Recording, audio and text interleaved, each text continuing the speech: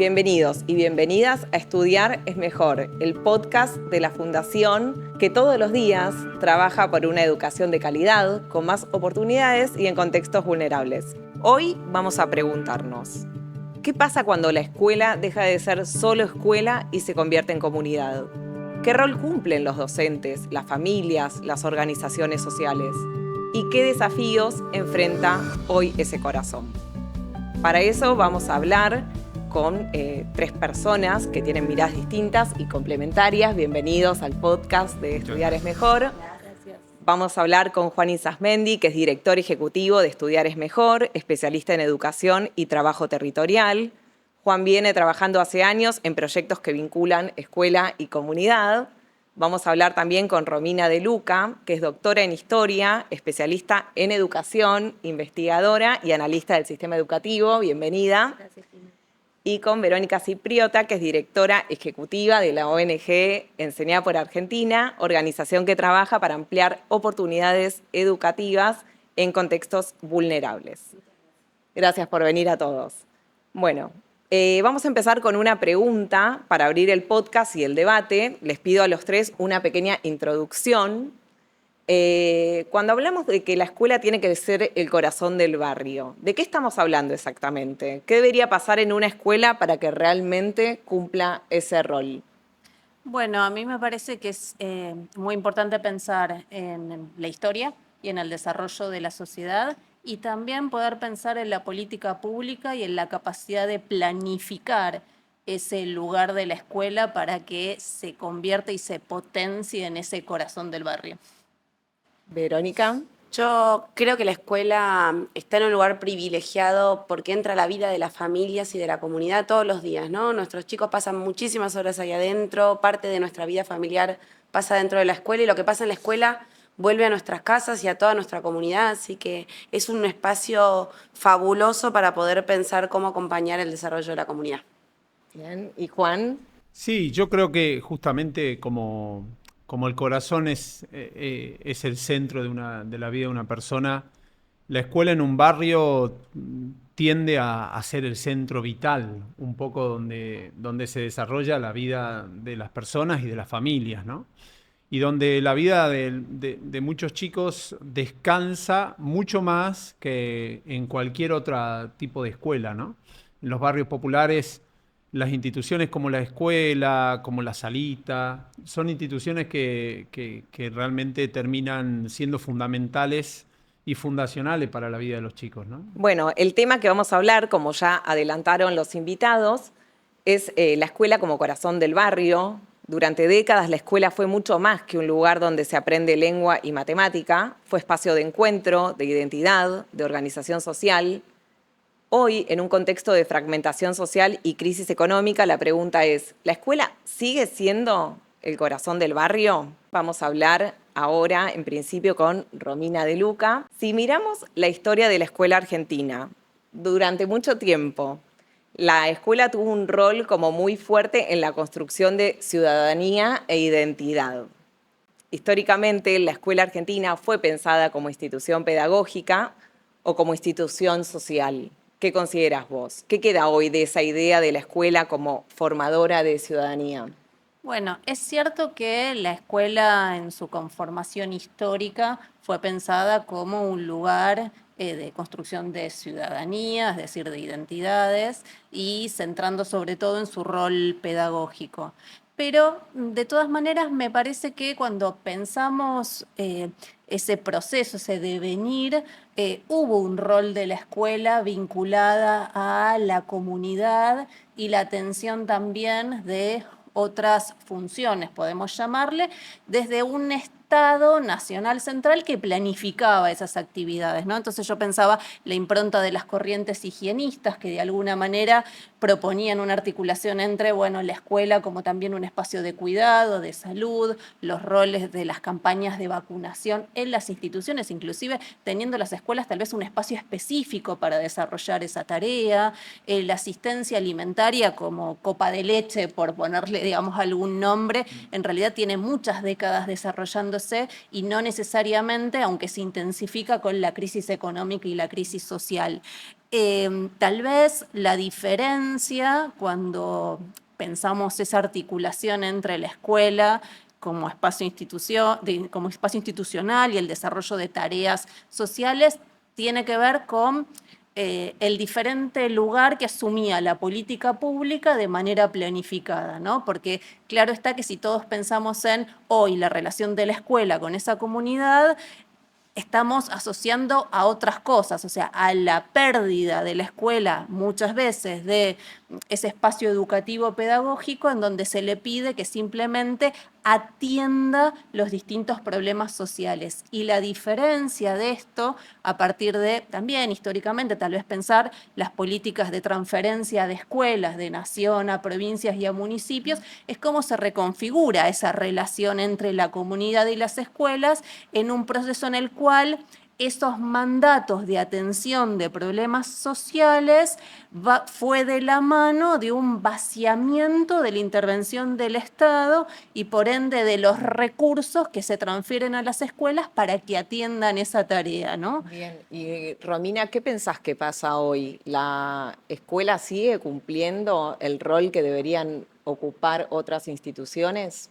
Creo que efectivamente el problema está en cómo se le pide a la escuela que desempeñe tareas de asistencia social, de contención social muy fuertes, en un proceso en el cual las escuelas no cuentan ni con el personal específico para desarrollar esas tareas, ni con los recursos para desarrollar esas tareas. Entonces, esto de alguna manera lo que hace es que torna esa relación, que es una potencia, la escuela en articulación con la comunidad y con el barrio, en una forma deformada que va a tener que se despliegue o se desarrolla en función de los recursos que tiene cada una de la comunidad, ¿no?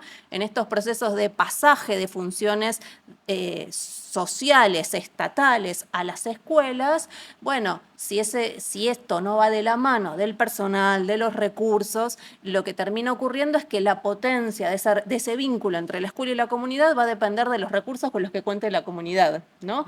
Entonces ahí no hay ninguna intervención que nos permita, de nuevo, pensar, bueno, que las comunidades son distintas, que los recursos con los que cuentan son distintos. Con lo cual los sectores más vulnerables son los más afectados. Son los que se ven más desprotegidos porque efectivamente van a ser los que van a tener menos recursos para llevar adelante esas tareas, ¿no? Entonces me parece que acá es entender esto y mirarlo en términos de el desarrollo social, de la sociedad, la historia, nos permite poder entender esta imagen que tenemos hoy de relación de la escuela con la comunidad en clave traumática, ¿no? En clave de, bueno, se carece de recursos para, e inclusive te diría que es hasta una búsqueda consciente, porque cuando se transfieren escuelas a las comunidades y se dice, bueno, es para acercarlas a su población, pero de paso que las familias se hagan cargo del mantenimiento de las escuelas, que colaboren en trabajo, en especies, y es un lugar en el cual se corre el Estado,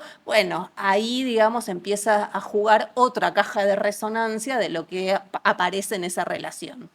Desde una mirada política, ¿qué crees que significa que la escuela sea el corazón del barrio? Bueno, desde una mirada política me parece que efectivamente la clave está en pensar cómo articulamos esa planificación de relación entre la escuela y la comunidad, porque efectivamente tenemos mucha evidencia de que la escuela se acerque a la comunidad, responda a la comunidad, articule con la comunidad, mejora muchos resultados.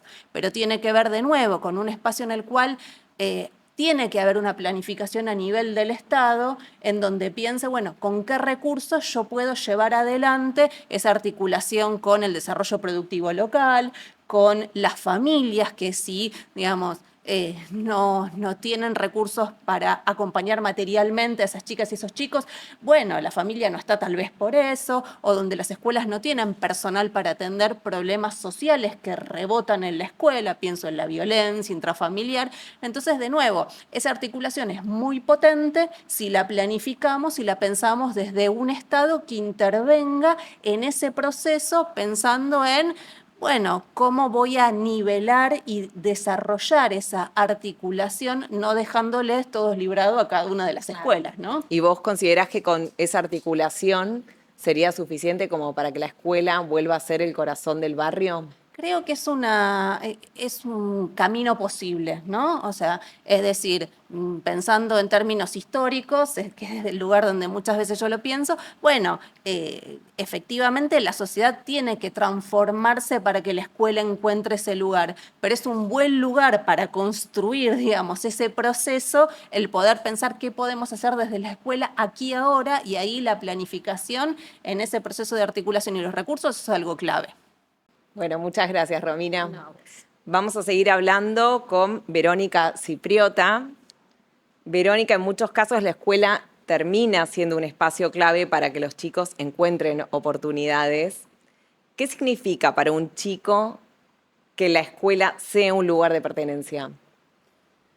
Bueno, la escuela como lugar de pertenencia es importante para los chicos en todas las realidades sociales, ¿no? Sobre todo durante la infancia y más profundamente en la adolescencia, las personas buscamos espacios de pertenencia donde poder descubrir nuestra identidad, sentirnos seguros, y eso, por supuesto que habilita aprender, pero sobre todo habilita la salud, ser felices, pasar una vida saludable y completa, ¿no? Entonces, la escuela muchas veces viene a sumar otros espacios de seguridad y pertenencia que los chicos y las chicas tienen en las casas, y otras veces, y esto es independientemente del sector social, la escuela viene a reemplazar o a traer algo con lo que los chicos no cuentan a veces en otros espacios. Entonces, cuando nosotros no tenemos la certeza de que los chicos y los adolescentes tienen esos espacios en las casas, debemos confiar muchísimo más en la escuela, que pueda proveer un lugar seguro, un espacio de pertenencia donde puedan descubrir su identidad.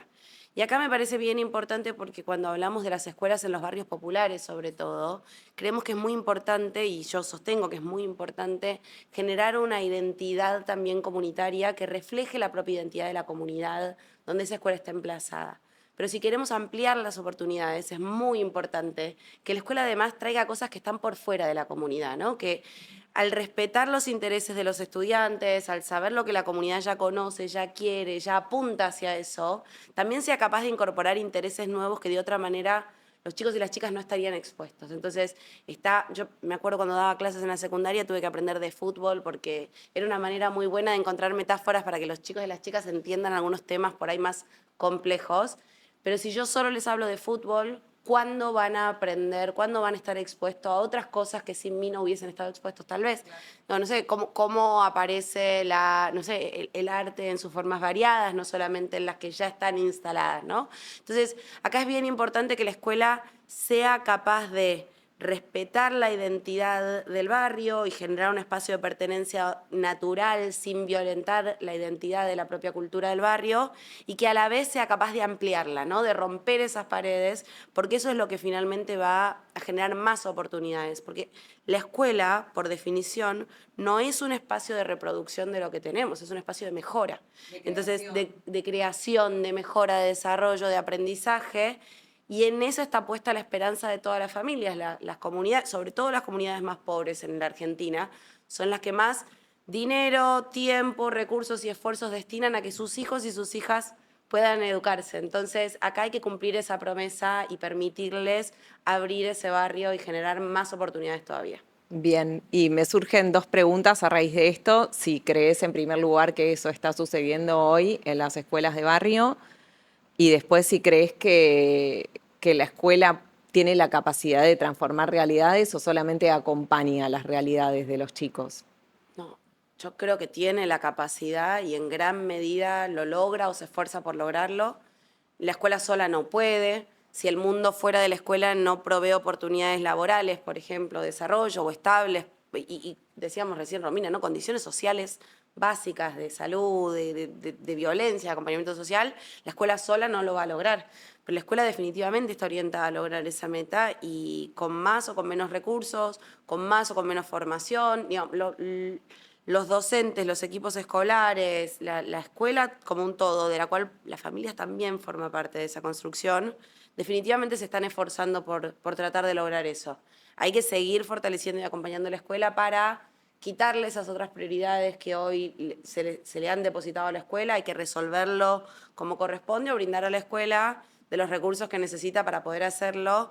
De otra forma, la escuela tiene que poder priorizar generar estas oportunidades de la mano de los aprendizajes, porque si no les enseñamos a los chicos y a las chicas lo que necesitan para poder leer, comprender lo que leen, conocimientos de matemática, ejercer una ciudadanía saludable, cuidarse a sí mismos, no vamos a lograr que si todo lo demás se recupera, se supera y se está dado, puedan aprovecharlo, ¿no? Y, por ejemplo, ¿qué se puede hacer para que suceda esto en contextos vulnerables? Porque las escuelas más vulnerables son las que más sufren estas cosas. ¿Cuál es el desafío principal de la escuela en un sector vulnerable? Yo creo que el desafío, hay varios desafíos importantes que tiene la escuela en espacios vulnerables. Creo que la infraestructura es un desafío importantísimo que hay que superar. Si la escuela no es un espacio seguro y donde los chicos puedan estar bien, los docentes están preocupados en tapar grietas en lugar de estar trabajando con sus estudiantes. Importantísimo resolver la infraestructura como primer lugar, sobre todo sabiendo que muchos chicos en su casa no cuentan con una infraestructura sanitaria segura, entonces eso es bien importante. Y lo segundo, tratar de conformar equipos bien formados, muy estables, idealmente que pasen la mayor parte de su tiempo, si no todo su tiempo laboral en la misma escuela. Creo que en esas escuelas es más importante que en cualquier otra tener cargo full time, directores que estén todo el día, docentes que puedan establecer una relación única con esa comunidad para poder estar ahí. A propósito de eso, te quería preguntar muy cortito, ¿qué se puede cambiar o qué debería cambiarse respecto de la formación docente? Bueno, lo primero y principal me parece que formar a nuestros docentes. Digamos, para fortalecer el tema del rol comunitario, puntualmente, Sí. porque si hablamos de docentes No, en la general... formación docente sí. tiene un montón de cosas Claro. maravillosas en la Argentina y un montón de cosas en las que tenemos que actualizarnos, todos lo sabemos, lo estamos discutiendo, pero concretamente para estos casos me parece que es muy importante trabajar con bibliografía y con casos de escuelas reales. Yo estudié en profesorado y yo decía, bueno, pero yo lo que leo acá en este texto voy a mi escuela y no tengo esas condiciones, entonces hay un desfasaje muy importante, tenemos que trabajar. La mayoría de nuestros estudiantes son pobres en la Argentina, la mayoría de la literatura habla de otro tipo de escuelas que es muy valiosa, de la cual podemos aprender mucho, pero no me refleja, no me permite desarrollar las estrategias que yo necesito con, no sé, asistencia interrumpida o con otros desafíos que yo tengo que afrontar como docente en contextos de pobreza. Eso es muy importante, cambiar la literatura y empezar a trabajar con herramientas concretas para trabajar en esto. Y la segunda tiene que ver con la capacidad de priorizar nuestro tiempo con los estudiantes para no olvidar los contenidos principales y prioritarios, para poder generar trayectorias que respeten lo más importante, porque yo necesito que aprendan contenido. Necesito que desarrollen capacidades directamente vinculadas a su trayectoria escolar y no simplemente priorizo lo que el tiempo me permite y voy tomando algunas decisiones. Digo, hay que hacer un plan específico para Estratégico este tipo de escuelas. para este caso y para esta realidad argentina. Exacto. Bueno, muchas gracias. Ahora seguimos. Vamos a entrevistar ahora a Juan Isasmendi. Te queríamos preguntar, Juan, a vos que venís trabajando mucho más cerca del territorio, en barrios con más vulnerabilidad social, muchas veces la escuela cumple muchos más roles que el educativo. ¿Qué ves que pasa ahí? Yo creo que sí, es verdad que cumple más roles que lo meramente ligado al aprendizaje que nosotros vemos. Pero también porque la gente que vive en barrios populares tiene una vivencia más integrada a la vida, no tan fragmentada, ¿no? El desarrollo de las dimensiones a lo largo de la historia también acá, como decía la profesora, pero eso es un desarrollo también cultural. La gente sencilla tiene una vivencia más holística de la vida. Entonces, en las instituciones lleva la vida, ¿no?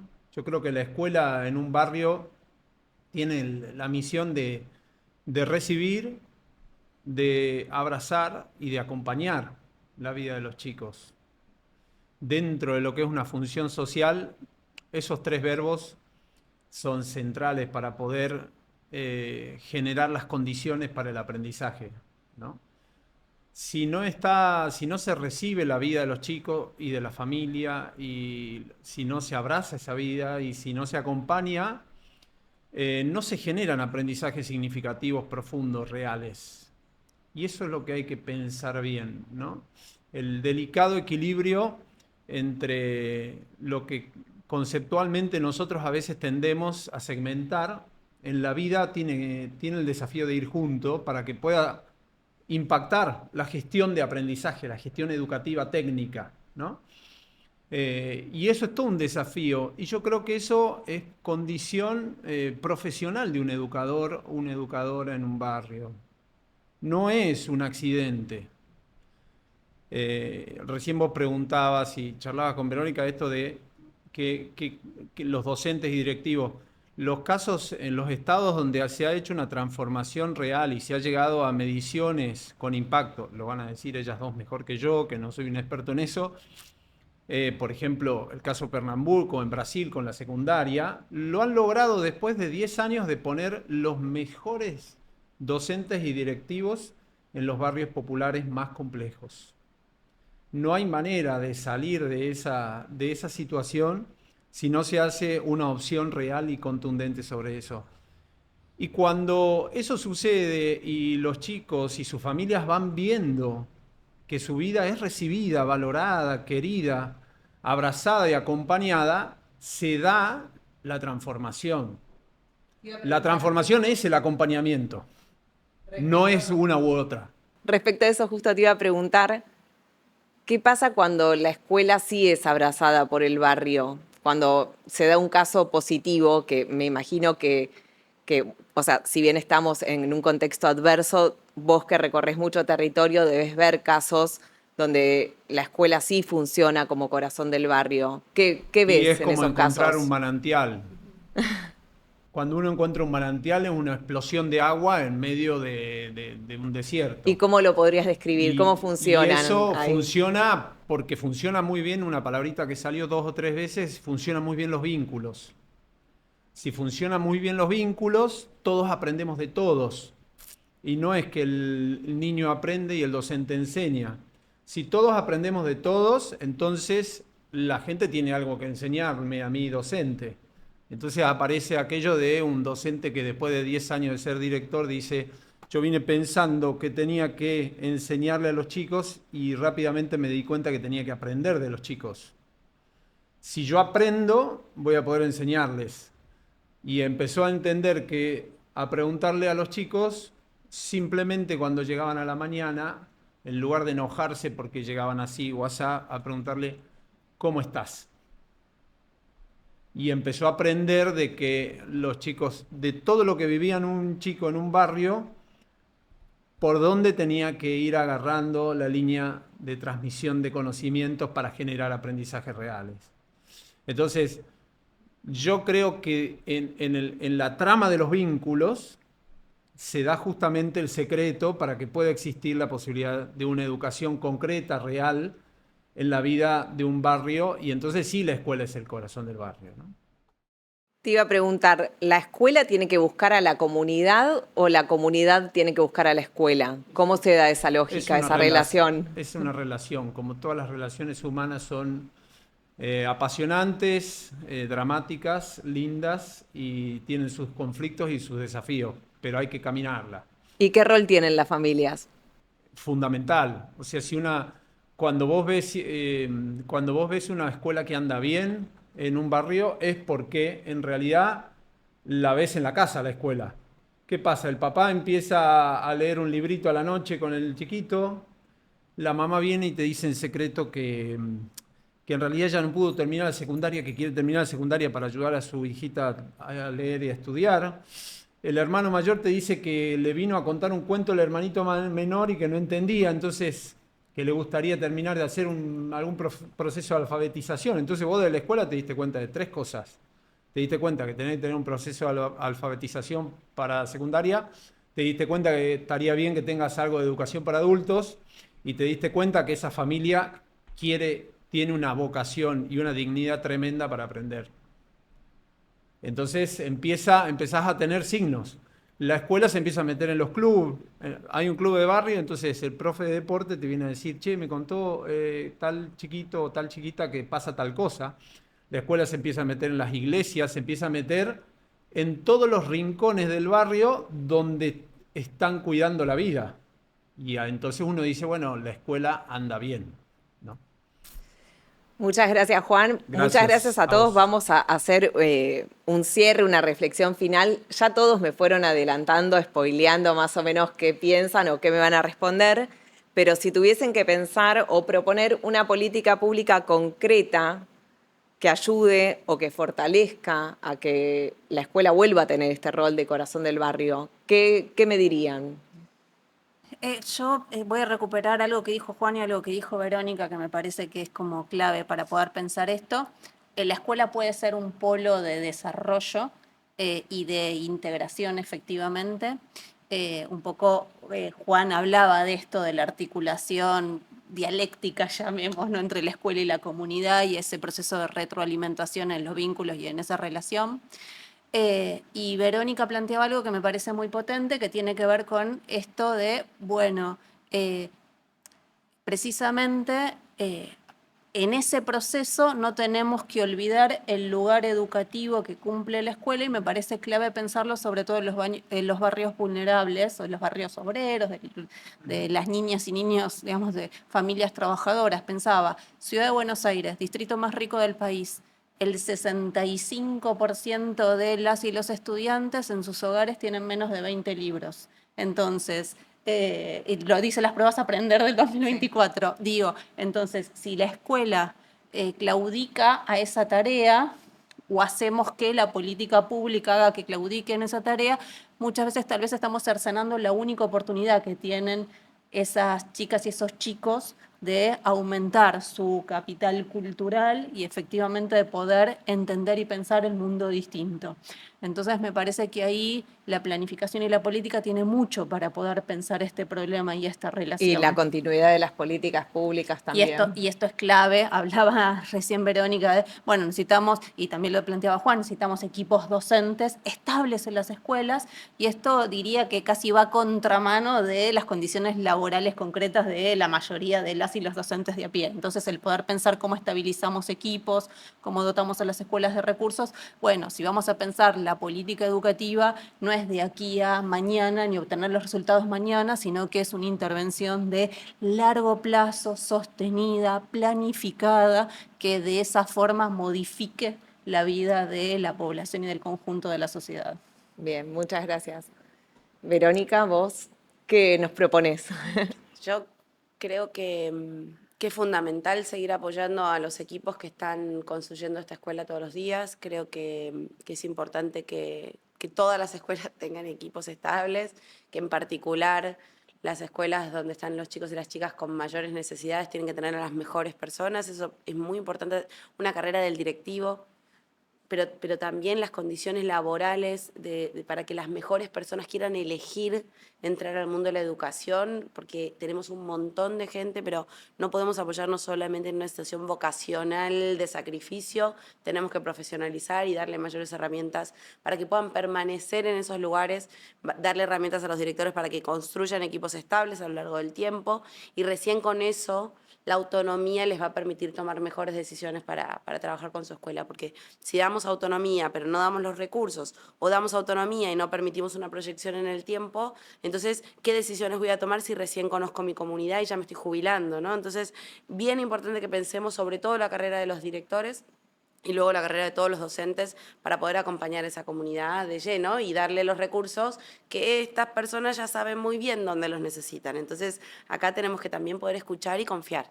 Bien, bueno, muchas gracias. Y Juan, ¿qué reflexión final tenés? Yo lo que creo es que hay que animarse, es un momento para los barrios populares en general en la Argentina, creo que es un momento dramático para lo que son las infancias y adolescencias. Entonces yo creo que hay que animarse a pensar escuelas para la vida y escuelas que no dejen nada de la vida de los chicos librado al azar, que se animen a acompañar, pero para eso hay que pensar algunos programas que fortalezcan la educación consistentemente. Es dramático este momento porque los chicos están muy desprotegidos socialmente y entonces cuando llegan a las escuelas todos los días es muy poco lo que se puede acompañar y hacer con muy poco personal y con muy poco margen de tiempo. Entonces yo creo que es en eso es bueno tomar conciencia. Habría que pensar algunos programas que tengan ese lineamiento para mí, que tenga que ver con escuelas para la vida, que no dejen la vida de los adolescentes librada. En la vida de un estudiante, llega un estudiante, atrás de ese estudiante hay un montón de cosas que pasaron. Considerarlo de forma integral. Mirarlo integralmente y hacer un abordaje integral y un acompañamiento integral de ese chico. Y una educación contextualizada, que todo el tiempo mire el contexto, acompañe el contexto y nutra el contexto, ¿no? No como diciendo, bueno, en un barrio no hay nada bueno y entonces la escuela es la salvación, porque ese paradigma rompe, ¿no? Sino que tenemos que hacer un camino y nosotros como escuela podemos aportarle esto al barrio y el barrio nos va a ir haciendo a nosotros como escuela también. El barrio nos va a ir dando la identidad para que ese chico después pueda pasar por ahí a los 14, 15 años y decir, yo estoy orgulloso de esta escuela. Y ese chico tenga pasión por aprender, que es lo que más tenemos que despertar nosotros. Y eso en los barrios populares puede pasar, y pasa. Pasa cuando hay escuelas que abrazan la vida. Hay pasión por aprender. Y si hay pasión por aprender, hay posibilidades de que haya un proyecto. Y si hay pasión por aprender, hay capacidad de que ese chico salga de alguna manera de su propio dolor y pueda pensarse a sí mismo. Entonces yo creo que eso puede pasar, ¿no? Y eso es lo que más me gustaría como transmitir. Bien, bueno, muchísimas gracias a los tres, un placer tenerlos en el primer episodio del podcast de Estudiar es Mejor. Nos vemos en el próximo episodio y nos pueden encontrar en redes sociales como estudiaresmejor.org. Muchas gracias. Muchas gracias.